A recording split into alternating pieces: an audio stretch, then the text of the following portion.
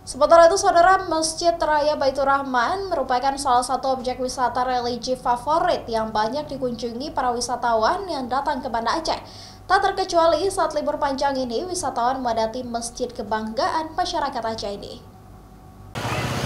Sejak siang, pelataran Masjid Raya Baitur Rahman Banda Aceh terlihat dipenuhi para wisatawan yang datang berlibur ke Banda Aceh.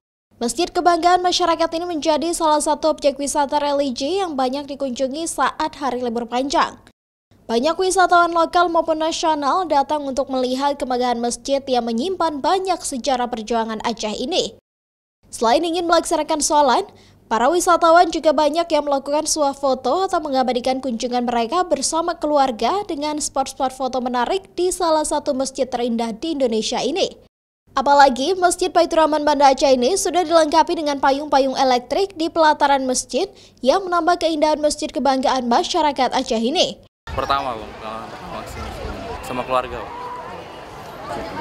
Apa ya, tempatnya bagus semua sih, karena kan ini emang terkenal banget ya, jadi udah lama banget sih pengen main kesini.